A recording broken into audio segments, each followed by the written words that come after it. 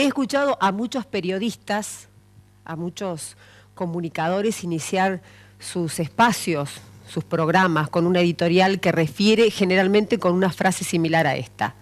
Argentina vive un proceso de enorme transformación y cambio. El mundo vive un proceso de enorme transformación y cambio.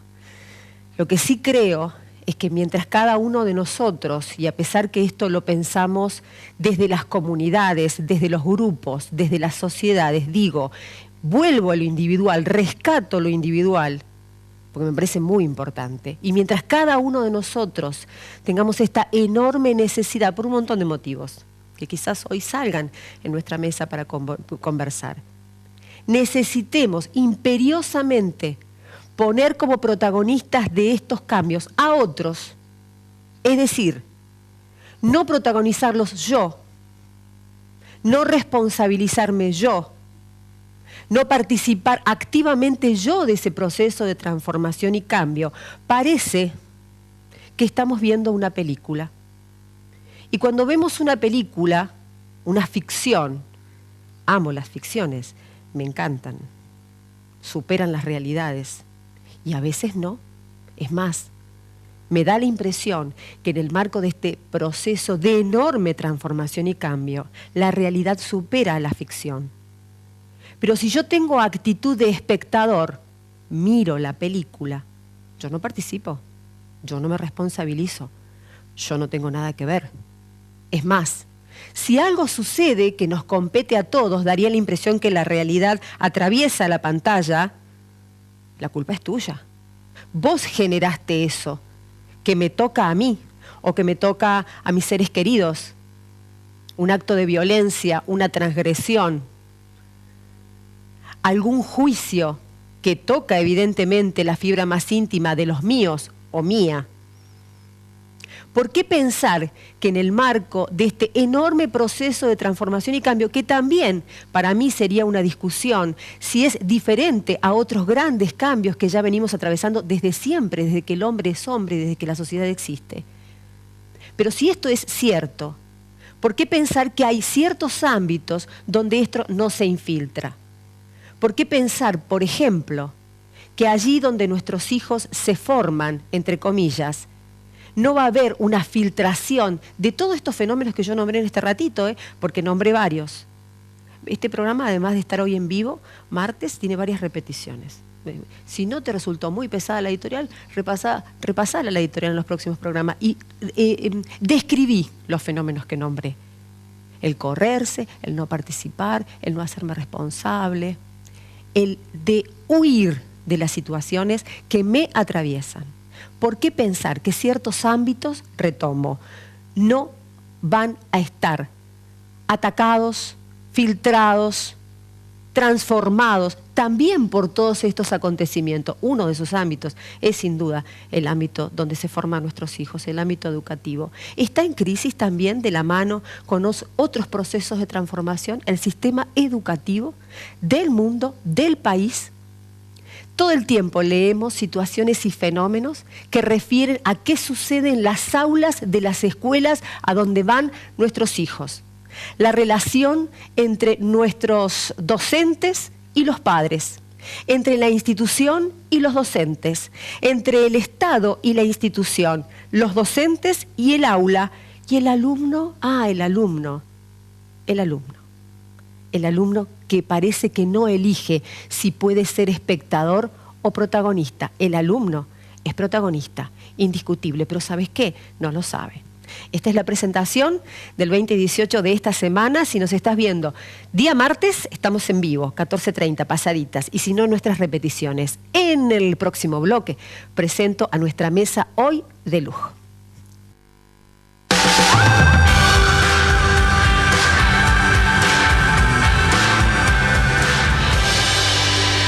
Voy a presentar a mis invitados del día de hoy. Bienvenidas, muchísimas gracias por Gracias a vos. Ya las conversaciones previas han sido fantásticas, pero bueno, he hecho trampita La trampita ha sido no permitir el juego del intercambio antes del programa. Entonces he mantenido conversación, pero yo sé que ellas han cuchicheado bastante entre ellas, lo cual no sé quién le hizo más trampa a quién. Silvia Robles, muchísimas gracias. Gracias, Carolina. Silvia tiene 35 años de trabajo en la docencia, en la actividad docente, en el área del jardín, ha estado en el área directiva también, está formada en la pedagogía, en el sistema pedagógico Waldorf, sí. Muy interesante, ya vamos a charlar. Clotilde, ¿cómo se pronuncia tu apellido, Clotilde? Sardú. Sardú, Sardú, me gusta, 10 años, es francés. 10 años como inspectora también en el Ministerio de Educación, docente, por supuesto, a nivel inicial y primario, es licenciada en Ciencias de la Educación y es diplomada en neuroemoción. Mira vos. Qué combinación, qué enriquecimiento, ¿no?, para el área educativa. Y estás trabajando mucho en eso ahora. Sí, en esta última área. Y está Patricia Costamagna con nosotros, un placer. La verdad, una personalidad de la educación, un orgullo tenerla, es licenciada en Organización de Sistemas Educativos, docente de muchísimos años de trabajo. Patricia, muchísimas gracias por estar en la mesa. Yo cerré la editorial de hoy, Mujeres, refiriéndome a esto de inevitable, en este inevitable lugar del alumno, como protagonista. Él no elige, no puede elegir, no está en condiciones de elegir. No por incapacidad, sino por el atravesamiento bruto y pelado que le toca. ¿Es así? ¿Comparten después de tantos años de trabajo frente al alumno? Había una vez una escuela en el cual se olía a conducta, a disciplina, a orden, a ejemplo y a tantos valores, en el cual no solo que se olía, sino que se veía. Una maestra con delantal almidonado, zapatos lustrados, bancos tal vez demasiados escritos, pero portafolios de cuero, en fin, el entorno de la escuela y el alumno y el niño en aquel entonces era toda una institución, o sea, íbamos a la escuela. No quiero decir con esto que hoy no existan escuelas como esa, no quiero decir con esto que no haya buenas escuelas, no, al contrario, y hay muchas. Lo que pasa que, tenemos una contrapartida en el cual acá tenemos dentro de lo que es la sociedad dos instituciones, que es la familia y la escuela, en el cual la familia toma un rol tremendamente importante frente a esta institución que en aquel entonces, en el había una vez, respecto a la evolución que vino haciendo el hombre frente a la globalización y la humanidad fue evolucionando, indudablemente que la sociedad se fue entorpeciendo y hoy por hoy hay una lucha de estas dos instituciones para ver cómo se rescatan una con la otra y de pronto todos estamos, no solamente los que hemos trabajado, sino mamás, papás, docentes, inspectores, ministros, políticas educativas. O sea, hoy por hoy es una preocupación terrible. Perdón, ¿esa lucha no es una lucha de poder? Puede ser, sí. A veces no se expresa como una lucha de poder. Sí. ¿Qué dicen? Puede ser. Hay una lucha de poder por quien va a tener la razón. Pareciera, sí, ¿no? Porque sí. el Estado, fíjate que nombraste el Estado, la institución, la familia. Sí. ¿Hay una pulseada? Sí, tal vez sí. Yo creo que hay, y la pulseada es realmente fuerte porque, en estos últimos años, indiscutiblemente, no quiero nombrar políticas, pero en definitiva hubo ciertas influencias en el cual la trajo la globalización, que lógico, la globalización nos ha traído un punto de vista individualista en cada persona, en el cual cada persona en ese individualismo está trabajando para sí, para su propio confort. Y en definitiva, todo lo que está haciendo, lo está haciendo para sí. Y me compro un teléfono último modelo, me compro una tablet último modelo, el televisor último modelo. ¿Quién trajo todo eso? La globalización hizo de que realmente existiera hoy por hoy una individualización en las personas y más allá, una comodidad en la persona. O sea, el ego empezó a zapatear bárbaramente y es un hora per mes. Y yo quiero esto, y yo quiero lo otro, y yo quiero... Entonces, ¿qué se ve en las escuelas de hoy? Una mochila con una Barbie, todos los colores, las zapatillas con luces, etcétera, etcétera. Entonces, todo eso es una explosión que el hombre no lo puede detener, no lo puede detener. Entonces, la pregunta que tú haces respecto al tema del poder es que ha habido un empoderamiento de todo este tipo de vida en el cual no se puede detener. Así como lo está planteando Patricia, no digo que esa sea la idea que querés desarrollar, digo, así como se está planteando hasta ahora, daría la impresión de que no es positivo. Silvia, este proceso de transformación no sería en primera instancia tan positivo.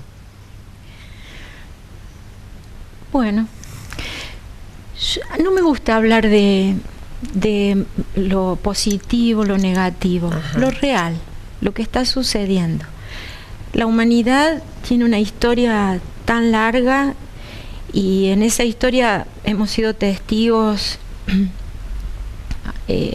a través de la memoria que ha quedado de la historia, de todos los procesos sociales, individuales, personales, culturales que ha tenido que vivir la humanidad. Siempre en pos de transformarse a sí misma. No creo que haya otra cosa. Lo que la Pati decía recién me suena como a un proceso autodestructivo, cuando el hombre no se reconoce en planos de su ser más sutiles, ¿no? Cuando pensás que el sentido de la vida es tener, y es difícil para el hombre encontrar un horizonte. Entonces yo no sé si ponerle malo, bueno, positivo, negativo. Es el destino que la humanidad está eligiendo. Creo que está en este momento planetario, estamos en una encrucijada entre el materialismo del que hablaba la Patricia y otro gran sector de la humanidad que no aparece en los medios y que sin embargo está buscando, incluso en educación, ¿no? Está buscando otros caminos. Yo quería hacer un aporte con respecto a había una vez que decía la Pati recién. Yo creo que si nosotros podemos llevar el concepto de educación al origen etimológico, con la cabeza todos lo sabemos, lo hemos repetido, en el ámbito docente se habla mucho. Educar es sacar afuera lo que está adentro del ser. ¿Sí? Lo que no sucede con ese concepto es en la práctica, en la vida. Porque para pensar que la tarea educativa es el arte del encuentro que permita que un ser saque hacia afuera lo que ya trae para darle al mundo, es un arte, un aprendizaje que creo que por ahí puede venir el cambio. Ahora, ¿qué pasa con los poderes de los que hablaba Gogó y vos? El sistema educativo, como está planteado para sostener un sistema, un statu quo, un sistema político, un sistema financiero, un sistema de mercado. Entonces, si tenemos que sacar las materias artísticas que trabajan sobre lo sutil y sobre el sentir, sacar la música, sacar la pintura, olvidarnos de preguntarle a un niño cómo se siente y solamente pasar todo por el orden de la matemática y de la lengua, que son funcionales al avance tecnológico, ¿A dónde quedó el ser que venía a la escuela para que un maestro lo ayude a descubrir a qué vino al mundo? Hay muchos impulsos pedagógicos que están apareciendo. Yo me formé en pedagogía Waldorf, pero no me interesa, digamos, promover solo como camino pedagógico esa pedagogía. Sí tiene muchísimo conocimiento que le da sentido al acto de educar y de educarse. Pero sí me doy cuenta que han empezado a pasar primero en países del primer mundo, y ahora hay una explosión en Latinoamérica también, lo sé porque acompaño algunos impulsos pedagógicos de padres que no quieren más esto, que el niño entre a la escuela a formatearse para ser funcional a un sistema que encima nos damos cuenta que ya no da más y que está cayendo. Posiblemente. Claro. Creo que, digamos, si empiezan a aparecer nuevas propuestas, es porque evidentemente la demanda ya está. El tema es que mientras tanto, en el sistema tradicional, entre comillas, aparecen manifestaciones, materializaciones. Se me viene esta imagen a la cabeza. Hace unos días entró en erupción, en actividad, en realidad erupcionó un volcán muy conocido en México, se llevó puesto toda una zona geográfica porque fue una sorpresa. Es un fenómeno natural. Es decir, ¿puedo decir si es negativo o positivo? No, no es negativo ni positivo, es natural, ocurre. ¿Qué pasa? Toda esa geografía se va a transformar definitivamente por mucho tiempo. Si no hubo una actividad preventiva porque nos tomó de sorpresa, nos llevó puestos este gran cambio, esto que se vivió como una catástrofe, posiblemente tengamos saldos negativos, fatalidades, etcétera. Sino que se hace, se vacuna población, se sabe que ese agua no se va a poder utilizar durante mucho tiempo, etcétera, etcétera. Tengo la sensación que erupcionan volcanes y el sistema educativo no está en una posición preventiva. Y estas erupciones se lleva puesto el sistema educativo. Digo esto en relación a qué sucede en las aulas. ¿Qué suceden? El bullying, la discriminación, la famosa inclusión, no inclusión. Carlos Paz ha sido testigo hace algunas semanas, como que no sos de Córdoba, pero se lo citaba por teléfono, de una situación en un colegio prestigioso, grande, histórico en nuestra ciudad, de supuesto abuso sexual entre alumnos. Digo supuesto, eso está en manos de la justicia, no soy quien para decir si ocurrió o no, ¿está bien? Supuesto abuso sexual entre alumnos. Manifestaciones de un otro acontecer mayor en otro espacio.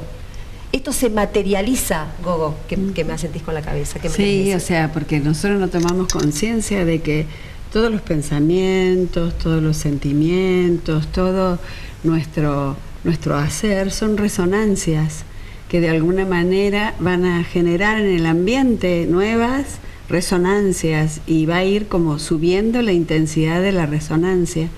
Entonces nosotros hemos cambiado formas de vida mucho más aceleradas, mucho más rápidas, y no hemos incorporado esos espacios para procesar esta violencia, este desplazamiento, estas necesidades que conforman comunidades, ¿sí? Conforman por resonancia, van conformando diferentes grupos y a los cuales no ofrecemos la posibilidad de la manifestación. Todo eso la escuela lo enmascara y no se trabaja, o sea, hay normas de convivencia que tienen que ver con lo que está esperado para que se haga y no con los niños que realmente se incluyen en la escuela y de acuerdo a las posibilidades de las familias que están en la escuela.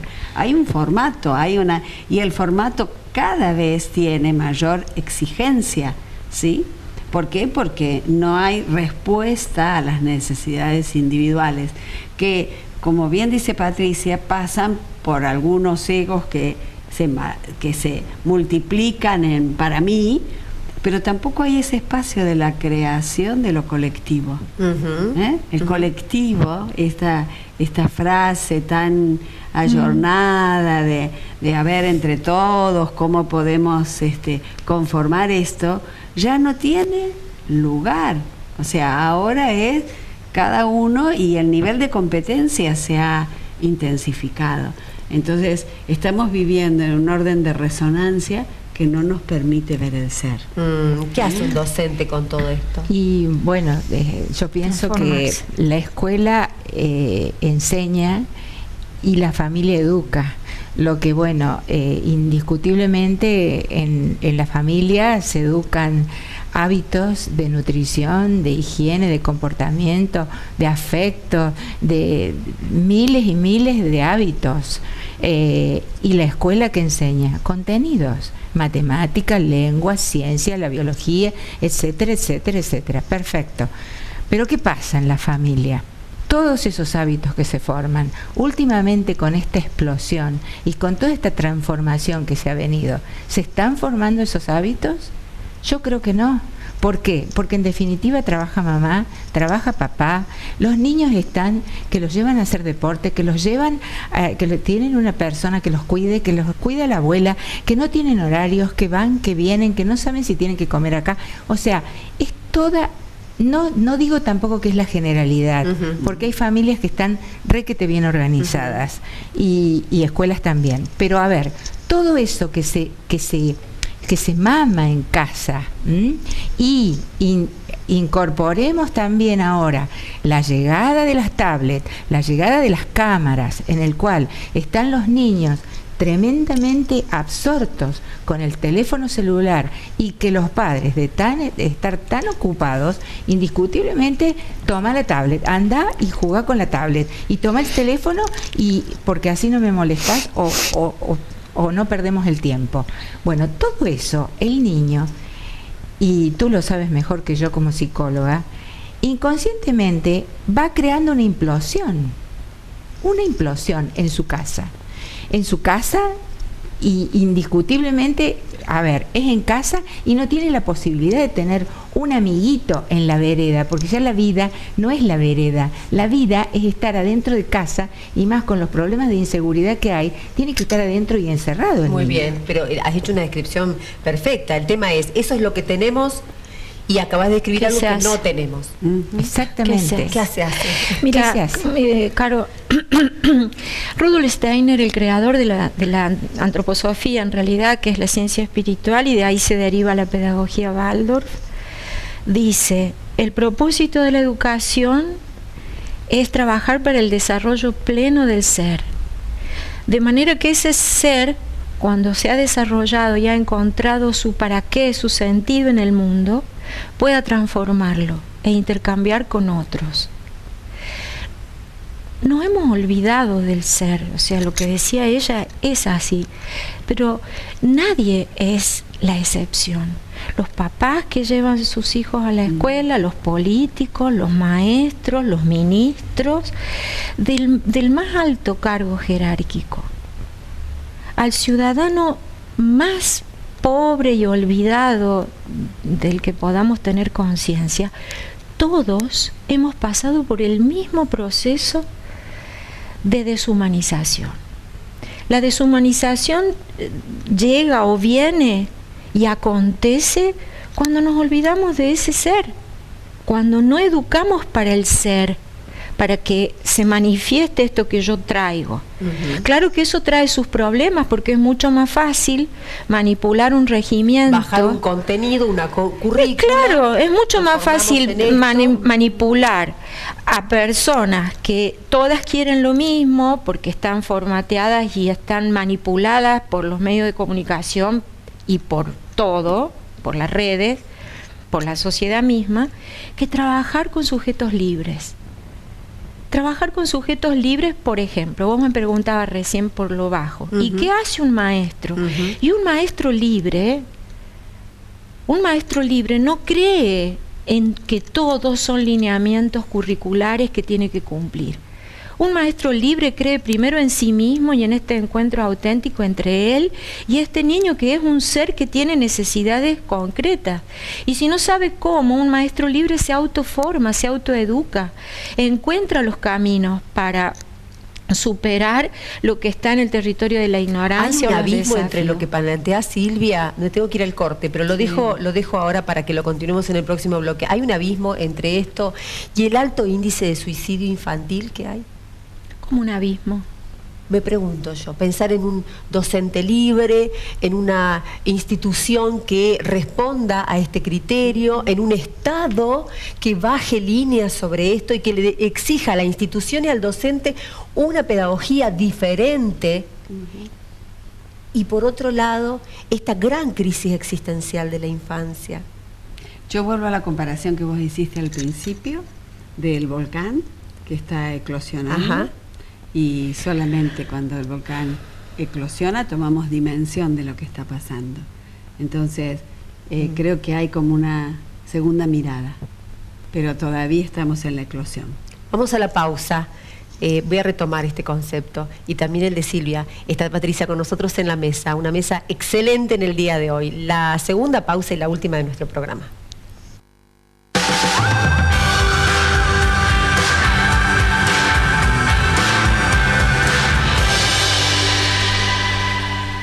Yo vuelvo sobre esto porque me gustó mucho la presentación, Patricia. ¿Estábamos mejor con el sistema tradicional? Mucho más estructurado y ordenado. Yo todavía me acuerdo de mis trenzas duras y mis cintas almidonadas y se aprendía lo que se indicaba y punto. Estaba el que se portaba bien y el que se portaba mal. No había otra cosa. La madre venía, retiraba al niño de la escuela y se lo llevaba. Si había alguna dificultad, algún conflicto, reunión en la dirección. Era toda la dinámica. Hoy las dinámicas están en todos lados, en el aula, en la vereda, afuera, en el patio, en las redes. En las redes sociales. Sí, yo creo que bueno, uno en aquel modelo hasta el día de hoy uno se acuerda del perfume de la maestra. O sea, es increíble cómo puede ser que durante tantos años uno recuerde, hasta incluso en la secundaria, que hay profesores que han marcado la vida de alumnos para sus propias carreras, etcétera, etcétera. Hoy esto ya no...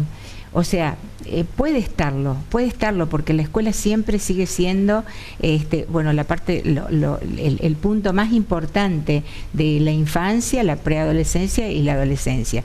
Pero ¿qué pasa? Estamos en una crisis terrible en el cual el niño está implosionando con una serie de cuestiones que le está dando la sociedad. ¿Y dónde explota? En la escuela. Porque no lo puede hacer en la casa. En la vereda lo puede hacer cuando es grande, es adolescente, que por ahí se suscitan actos de violencia o bullying en la vereda o en la calle cuando ya son más grandecitos. Pero cuando son chiquitos o cuando entran a la escuela y la escuela los escucha, la escuela es el ámbito en que ellos se sienten seguros y hacen lo que quieren y pueden pegar y pueden expresar toda esa ira y esa violencia que traen, que uno no conoce y que está provocada a veces por toda esta problemática y las situaciones conflictivas que se viven en los hogares. Aparece fácil, planteado así, que los padres terminen culpabilizando a la escuela como la generadora de estas cosas. Exactamente. Como que no contiene la escuela, como que la escuela no puede abordar, con la dinámica que tiene la escuela, no puede abordar estas problemáticas, porque lejos de compartir algún espacio de entrada de estas problemáticas sociales a la escuela vuelve a normar las problemáticas para, bueno, como generar ese clima de status quo que no es real. Entonces, bueno, o estalla en el aula, o estalla en el pasillo, o estalla en los baños, o estalla en la vereda. En realidad, el espíritu, esto que hablaba acá mi compañera, no es más que la energía, y es una energía que hay que buscarle canal. Y hoy no están los canales, o sea, para que esa energía, no están en todos los lugares, ¿no? O sea, por eso las problemáticas van como estallando en distintos momentos y en distintas situaciones. Y lo que tenemos que tratar de buscar es la conciencia de que es entre nosotros que vamos a El tema poder. es quién ataja este rebote Claro. energético, el docente. Claro. Y no sé si es paradójico entonces que el docente se haya convertido en una figura totalmente desvalorizada y desdibujada en todo este sistema. A ver. No acuerdo totalmente con que es solo el docente. Por eso recién en el corte te decía que es muy compleja la realidad de la escuela. El docente también está sufriendo y también tiene que ver con que muchos docentes han olvidado su ser y no sé si han entrado por vocación al camino de la educación. Entonces, cuando vos te apartaste de vos mismo, es difícil que te las puedas ver con el desafío que luego trae el camino, ¿no? También hay milagros docentes maravillosos en las escuelas que le hacen frente a todo este proceso. Pero creo que acá el punto de quiebre es el niño y el adolescente. Lejos yo de pensar que los niños de ahora y los adolescentes son insoportables, yo creo que son maravillosos. Yo cada vez me enamoro más del niño que encarna en este mundo. Vienen con una fuerza como que ya supieran al planeta que llegan. Entonces vienen con fuerzas, con talentos manifiestos, no hay cómo pararlos. Y los adolescentes de ahora también tienen otras posibilidades de expresar su ser, sus libertades, que otrora en aquella escuela más almidonada no la teníamos, ¿no? ¿A la escuela almidonada le asusta a este niño? Sí, le asusta. Yo creo que niños. sí, a los padres. Yo creo que ahí hay un punto para trabajar, y que es el avance, cómo los niños, por ser esponjas y aprender mucho más rápido, se han apropiado de una cultura que el adulto todavía no. Entonces, si el maestro no inspira con su pasión por la biología o por la matemática, si el maestro no transpira en una clase su pasión por el objeto de estudio, el niño entra al Google y tiene toda la información ahí. Entonces, lo que está en crisis en realidad es la relación humana entre quienes son educadores y los niños o los adolescentes. Incluido esto en la institución familiar, que pasa exactamente lo mismo. Es decir, ¿quién le enseña a la mamá a manejar el celular? El hijo. Sí. A mí me enseñó mi hijo a manejar la tecnología. El celular, mi hija. Porque ellos vienen Sí. Parece que vinieran con los dedos ya. Sí. Ahora, una pregunta y quiero que ver. lo compartamos. ¿Qué necesita un niño? ¿Qué necesita un adolescente? Y ahí la antroposofía es muy profunda, porque habla de leyes del desarrollo, de leyes de un hombre que llega al mundo y que se van dando determinadas características. Y cuando uno ignora cuál es la real necesidad para el desarrollo pleno de un ser humano, y quedamos en un agujero negro donde no sabemos muy bien para dónde ir, porque el olvido del ser humano creo que es el peor olvido que podemos tener como humanidad. ¿Qué necesita un niño, Gogo? Un niño necesita fundamentalmente amor, como cualquier otra persona, o sea, y el amor es la escucha, el amor es permitir la expresión de ese ser que está ahí demandando algo. Y aunque yo no tenga la posibilidad de satisfacer en ese momento su necesidad, la escucha es transformadora, porque ya no estoy solo. Que eso es como, bueno, por un lado es fácil poner la culpa o la responsabilidad afuera, ¿sí? Pero por otra parte, cuando yo puedo tener un otro que me escucha, ya tengo el otro que está ahí para permitirme esto, y yo manifestarme, claro, yo soy, si me escuchan ayudas, claro, si no me escuchan no puedo ser. No, el otro favorece esta posibilidad de concreción y conexión con el mundo. Exactamente. Entonces es como muy violento que esto esté interferido. Esa es la verdadera violencia. Ese es el momento de que yo quiero hablar y no me escuchan. No tengo esa escucha generosa de lo que vaya a decir, de lo que vaya a opinar, de lo que se me ocurre que puede ser útil o no. Y aún más sutil, porque fíjate, escuchar, hay una voz que está hablando, y mirar, yo estoy siendo el niño en el jardín, llega y elige a qué va a jugar, y elige con quién, dónde se va a sentar, con qué colores va a pintar, y la maestra observa, mira.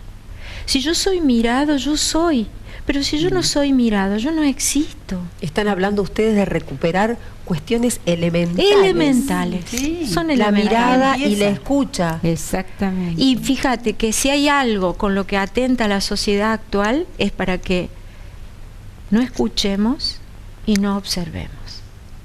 Son dos cualidades con las que ha atentado este mundo, ¿no? A mí también me interesa preguntarnos por dónde empieza la esperanza, ¿no? ¿Cuál es la semilla de la esperanza? Es una pregunta que me encantaría que la pudiéramos traer, porque por ahí plantear todo lo oscuro y lo que está pasando. En la escuela hay síntomas, no es el problema lo que está pasando, eso es un síntoma de este proceso de deshumanización.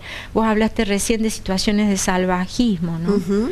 Y bueno, qué cosa más parecida a un salvaje que un hombre que se ha deshumanizado. Sí, yo creo que las semillas de la esperanza tienen que ser varias en todo caso, y estar puestas o dispuestas en distintos lugares, porque un Estado que no escucha a la institución en sus demandas, una institución que no es escuchada y que no es mirada, que es negada en su existencia, estar solamente reproduciendo el síntoma. Papagayo. Patricia, ¿qué Sí, pensás? No, es que yo pienso y permanentemente me pregunto, ¿no? Que yo digo, realmente las maestras hoy por hoy, o sea, tienen que hacer algo, porque ellas son las únicas protagonistas de las aulas. Nosotros de las aulas con 36 alumnos, ¿no? Digo, porque esta es la realidad. Es la realidad. Y en realidad nosotros cuando trabajábamos, a veces no teníamos nada de recursos y bueno, y el único recurso era nuestra persona, quien teníamos que dar desde amor hasta, perdón la expresión, limpiarles la colita, que hoy ya no se puede, pero eso era una necesidad básica, porque los niños llegaban al jardín con una serie de necesidades, niños de villa, en el que uno era realmente mamá, maestra, hermana, todo. Y hoy por hoy lo que me parece que, bueno, para reconstituir un poco todas esas almas, esas aulas, el maestro tiene que ser un poco más empático, o sea, la empatía tiene que estar un poco más de paciencia, esta mirada que decía Gigi, esta escucha que decía Gogó, que yo creo que le resulta tremendamente difícil, porque también el maestro está desbordado y llega con sus conflictos personales también. No olvidemos que él también es parte de una sociedad, toda. Pero ¿qué pasa? Si, como decía Gigi, viene con vocación, perfecto. Ahora, hay otros docentes que llegan simplemente al aula por un trabajo, por hacer un trabajo, nada más. Lo importante es que, bueno, la empatía es algo que realmente ayuda al crecimiento, no solamente de los niños, sino cerebralmente, o sea, ayuda a que el cerebro evolucione desde otro ámbito, desde otro lugar, y que, bueno, las disciplinas que se van a intercambiar, desde la matemática, la lengua, trabajarlas desde otros lugares y ser creativo. No sé, a mí me parece que están como fagocitadas, ¿no? A ver, si no puedo dentro del aula, salir, ya sé que no se puede, hay leyes que me dicen que no puedo, pero ir a Mar Chiquita, ir al parque, ir a la plaza, a ver, tratar en lo posible de sacarlo al niño de esa vorágine que realmente a veces el aula lo mete en una angustia, porque es siempre la misma persona, siempre el mismo pizarrón, siempre la misma cosa, e indudablemente es el maestro el que le tiene que dar el cambio de color a la escuela. Gogó, ¿qué ibas a decir? Que bueno, yo acuerdo con Patricia en esto de que el maestro, pero el maestro con la institución, y el maestro con los padres, y el maestro con la política educativa que acompañe, porque es un fenómeno que no puede cortarse solamente a este nivel macro que hemos llegado. No es el maestro rural que está en un sistema mínimo, es un sistema macro, es un sistema que está permanentemente tomando posiciones. Entonces hace falta como una conciencia más grande de que no es solo el maestro. El maestro sí, claro, es el principal generador del encuentro, pero no puede estar, o sea, ahí tiene que haber como un núcleo generador. No puede estar solo. Un núcleo generador. Sobre todo si pensamos que empieza a entrar la familia, porque así como planteabas en el comienzo, que la familia, o yo decía que iba hasta la puerta, claro, y ahora la familia entra, pero no solamente entra hasta el aula, y se para en el escritorio del docente, sí, y se le pone cerquita al docente, claro, y le interrumpe la clase al docente, sí, y le cuestiona el desarrollo del trabajo en el aula al docente, en un acto de invasión enorme, y considerándose en todo el derecho de hacerlo, porque si no es un docente negligente. Yo estoy en condiciones de decirle al docente que es negligente, porque levantó la voz, porque enseñó una división distinta como la aprendí yo y no me avisó a mí para que yo le ayude a mi hijo, por ejemplo, lo he visto. Sí. ¿No? Este docente, digo, está tironeado también. Y la familia también, Carolina, sí, porque la familia deja a su niño con la confianza de que su niño o su hijo va a ser cuidado, y no siempre sucede eso en la escuela. Por eso te digo que es complejo, porque si tratamos de buscar demonios y ángeles, nos vamos a dar cuenta que son esas dos fuerzas que viven en la familia, en los maestros, en la escuela y también en algunos adolescentes y niños. No, es un fractal, no es tan fácil decir los padres no tendrían que entrar a la escuela. Yo como directora digo, deben entrar a la escuela. Ajá. Y si ustedes ven que hay una tristeza en su niño que no quiere venir a la escuela, tienen que venir y preguntarle a la maestra. Y todos estamos, porque en realidad lo que estamos cuidando es esto que está creciendo. Y si cualquiera de nosotros, en esto yo si tengo que repartir responsabilidades por la asimetría, es responsabilidad de los adultos autocontrolarnos entre nosotros, más en una sociedad en crisis. Yo he visto situaciones en las que de no haber intervenido la familia, ese niño en la escuela hubiese sido preso de hostilidades por parte de la maestra que lo marcaban para toda la vida. Y he visto situaciones en las que de no haber intervenido una maestra, a las marcas las hubiera infligido una mamá o un papá, si no hubiese habido una intervención para que intervenga la justicia también y un equipo interdisciplinario. Entonces es muy complejo el paisaje humano que tenemos en la escuela. Es muy complejo. Sin embargo, pensado de esta manera, pensado desde una red, pensado desde un entramado, el niño sale beneficiado. Sí, seguramente. Lo que no sí se puede en casa, quizás se puede en la escuela. Sí, lo que salió mal en la escuela, quizás podamos en casa. Pero una red viva, de encuentro y de comunicación viva. Yo creo que si vos me preguntás por dónde empieza la transformación, por mí. Muy bien. Y si cada uno piensa, como empezaste cuando presentaste el programa, que soy yo el que tiene que transformarse para que afuera se dé el cambio en lo social, y si cada uno puede saber y sentir, tener conciencia de que es sujeto de transformación, entonces podemos ver algo. Si la maestra dice yo tengo que cambiar, este niño no sé qué le pasa, yo no sé llegar, bueno, yo tengo que ver cómo llegar a él.